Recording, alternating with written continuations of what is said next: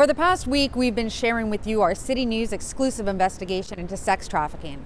Now, for those of you who have not been in this situation personally, it may be tempting to wonder why these women don't just get up and walk out the door. But survivors and advocates say sometimes the barriers to exit are very real. A warning, some viewers may find this story disturbing. People always say, why doesn't she leave? They need to stop saying that and start saying, why does he do that? Caroline PUGH-ROBERTS works for the Salvation Army's Human Trafficking Unit.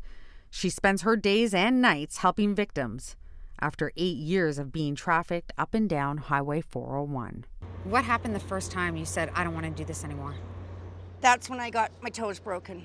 Caroline, like many survivors, was held ransom by fear and violence.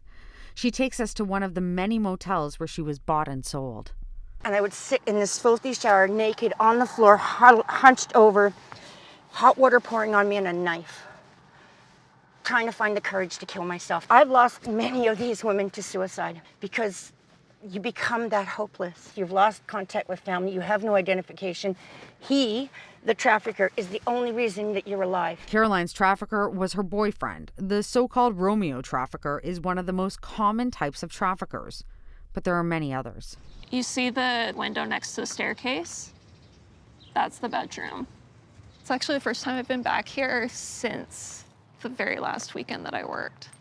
Morgan SOWERBUTTS says she was trafficked by a duo out of a basement apartment on a quiet residential street. The most violent Johns that I've ever dealt with were lawyers, doctors, professors, police. I feel like although they have positions of power, they're paying to take it out on you. And you didn't want to just ever get out?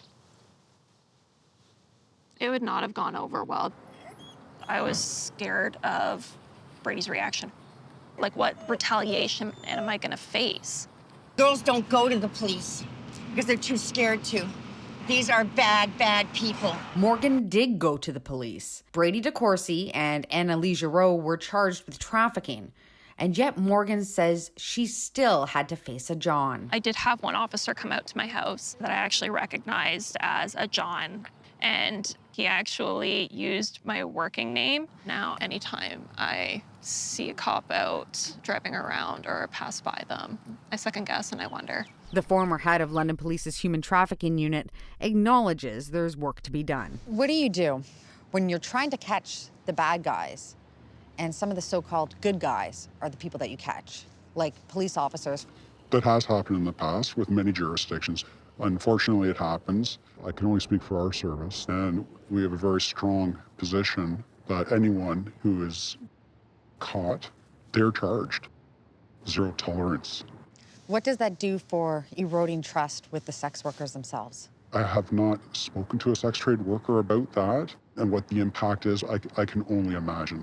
Advocates and survivors say distrust of police is a major obstacle for victims trying to escape. And when they do leave, they have nothing. 99% of the women, once they're out, have nothing to show for it other than maybe an addiction and less teeth, and PTSD. Lives that are forever damaged, lives that could take years or even decades to get back on track. Lives that could have been saved much earlier if only somebody had intervened. So where are the police and where are the traffickers? Tomorrow, in a City News exclusive, the woman responsible for the only Canadian lawsuit filed against Pornhub speaks out for the first time.